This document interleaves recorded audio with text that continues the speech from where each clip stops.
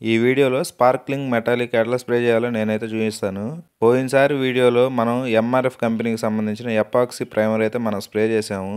ఈ ప్రైమర్ వచ్చేసరికి water proof primer అనమాట. ఈ ఐరన్ గేట్స్కి అట్లాంటికి బాగా రస్ట్ అనేది రాకుండా అయితే చూస్తుంది ఇదైతే. ఇక మెటీరియల్లోకి వచ్చేసరికి ఇది వచ్చేసరికి ఎస్డి కంపెనీ స్పార్క్లింగ్ మెటాలిక్ అనమాట. ఈ మెటాలిక్ పెయింట్ వచ్చేసరికి ఎంఆర్పి 496 రూపాయలు ఎంఆర్పి ఉంది. దీంట్లో చెమ్కీలు అవన్నీ మొత్తం ఇంక్లూడ్ అయ్యి వస్తాయి. మనకి స్పార్క్లింగ్ అన్నాం కదా, అందువల్ల చెమ్కీలు మొత్తం దీంట్లోనే వచ్చేస్తాయి. ఈ మెటీరియల్ కి హార్డ్నర్ కానీ అట్లా ఏం మిక్సింగ్ అయితే చేసేదేం ఉండదు. మనకి ఇంతకు ముందు వచ్చేసరికి మనకి ఎనామిల్ పెయింట్లు ఉంటాయి కదా, ఆ టైప్ లోనే అన్నమాట. జస్ట్ స్ప్రే చేసుకుని వచ్చేసేయచ్చు అనమాట. హార్డ్నర్ మిక్సింగ్ అట్లా ఏం ఉండదు. కొంచెం లూజ్ చేసుకోవడానికి మాత్రం టెన్నర్ అయితే యూజ్ చేసుకోవచ్చు. ఈ మెటీరియల్ మాత్రం మరీ చిక్కగా అయితే స్ప్రే చేసుకోవద్దు. మనకి లోపల ఇంటీరియర్ స్ప్రే చేస్తాం కదా, ఇంటీరియర్ స్ప్రే చేసే పని అయితే మాత్రం చిక్కగా అనేది స్ప్రే చేయొద్దు. అలా చిక్కగా స్ప్రే చేస్తే మనకు వచ్చేసరికి ఆ స్పార్క్లింగ్ అంటే చెమ్కీలు అయితే బాగా ఎక్స్ప్లోడ్ అవ్వవు అన్నమాట. బాగా పల్సగా అయితే స్ప్రే చేసుకోవాలి. పల్సగా స్ప్రే చేసుకున్న తర్వాత క్లియర్ కోట్ అప్లై చేస్తే మాత్రం బాగా షైనింగ్ నీట్గా అయితే ఫినిషింగ్ ఉంటుంది. ఈ పెయింట్ మాత్రం నేను మళ్ళీ చెప్తున్నాను, చిక్కగా మాత్రం స్ప్రే చేయకూడదు. మనకేందంటే బ్యాక్గ్రౌండ్ అనేది పూర్తిగా కవరప్ అయిపోయి నీట్గా ఫినిషింగ్ అయితే వచ్చేస్తే చాలు. మనకి మెటీరియల్లోనే ఫినిషింగ్ మొత్తం వచ్చేసిద్ది. ఆ చెమ్కీలు కానీ మొత్తం మనం క్లియర్ కోట్ అప్లై చేస్తాం కదా, ఆ క్లియర్ కోట్ అనేది స్ప్రే చేయగానే నీట్గా ఫినిషింగ్ వచ్చేసిద్ది అనమాట. నేనైతే ఎన్సీ టెన్నర్ లోటస్ కంపెనీది వాడుతున్నాను. మీకు మెయిన్గా గుర్తుపెట్టుకోవాల్సిన విషయం ఒకటి ఉంది. టెన్నర్ విషయాల్లో వచ్చేసరికి ఎన్సీ టెన్నర్ వచ్చేసరికి చాలా స్పీడ్గా అయితే డ్రై అయిపోయింది. ఎస్డి టెన్నర్ వచ్చేసరికి బాగా స్లోగా డ్రై అవుతుంది. అదొకటైతే బాగా గుర్తుపెట్టుకోండి. ఈ ఎన్సీ టెన్నర్ వచ్చేసరికి మాత్రం ఫాస్ట్ డ్రైయింగ్ టెన్నర్ అనమాట. ఈ ఎస్డి అంటే మనం నార్మల్ ఇప్పుడు అంటే వేరే కెమికల్స్ అయితే మాత్రం నాకు అంత ఐడియా లేదు, కానీ మేము ఇప్పుడు ప్రెజెంట్ స్ప్రే చేస్తున్నాం కదా, మనకి పియూ మెటీరియల్స్ కానీ ఎంపీరియో మెటీరియల్స్ కానీ వాడేది మాత్రం ఎస్డి టెన్నర్ అంటారు. అది బాగా స్లో డ్రై టెన్నర్. ఎస్డి అంటేనే ఎస్ అంటే స్లో, డి అంటే డ్రై, స్లో డ్రై టెన్నర్ అనమాట అది. ఈ టెన్నర్ వేరియేషన్ మాత్రం గుర్తుంచుకోండి.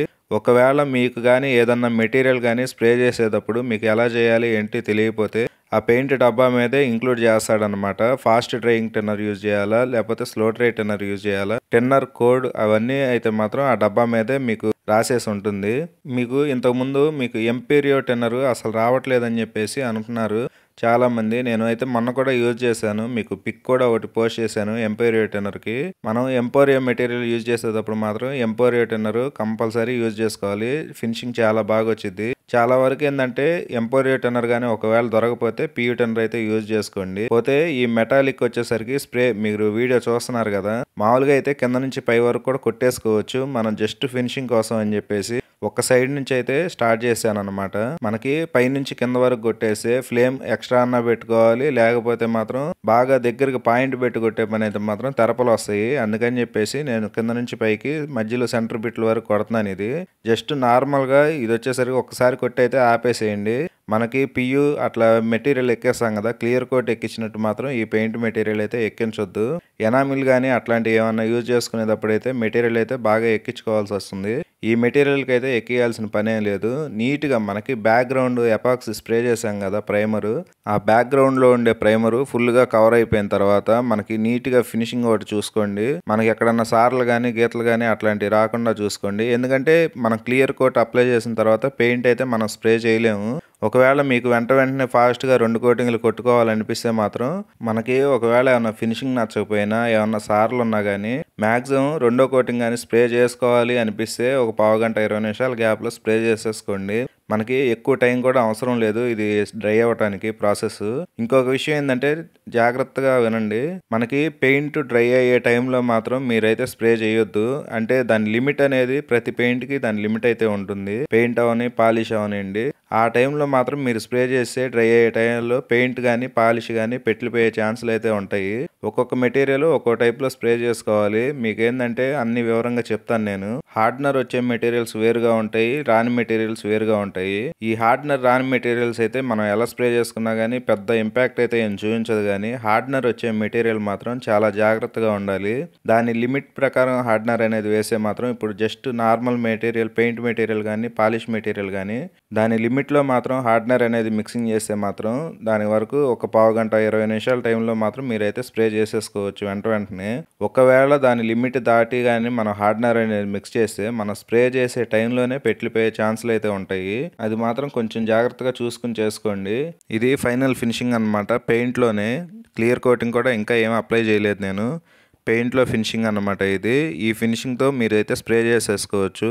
ఇదేంటంటే ఎక్స్టీరియర్ కాబట్టి నార్మల్‌గానే వదిలేసుకున్నాము. నార్మల్‌గా ఇంటీరియర్ అయితే మాత్రం మనం గట్టిగా కన్ఫామ్‌గా క్లియర్ కోట్ అనేది స్ప్రే చేస్తే మాత్రం చాలా నీట్‌గా అయితే షైనింగ్ వచ్చిద్ది. అవుట్ సైడ్ ఎక్స్టీరియర్స్ అనేవి ఉండే మాత్రం కంపల్సరీ ఎంఆర్ఎఫ్లో ఎపాక్సీ, ఎంఆర్ఎఫ్ కాకపోయినా కానీ వాటర్ ప్రూఫ్ ప్రైమర్ ఏదైనా అయితే వేసేసుకోవచ్చు. ఫైనల్గా డోర్స్ అయితే మాత్రం స్ప్రే చేసేసరికి ఇట్లా వచ్చాయి. జస్ట్ ఇదేంటంటే నార్మల్ మెటాలిక్ కోటింగ్ మాత్రమే, దీనిపైన క్లియర్ కోటింగ్ అని ఏమి అప్లై చేయలేదు. నాకు ఈ వర్క్ అయిపోయేసరికి లేట్ అయితే అయ్యింది. అందువల్ల డోర్లు అయితే ఈవినింగ్ టైంలో తీయాల్సి వచ్చింది.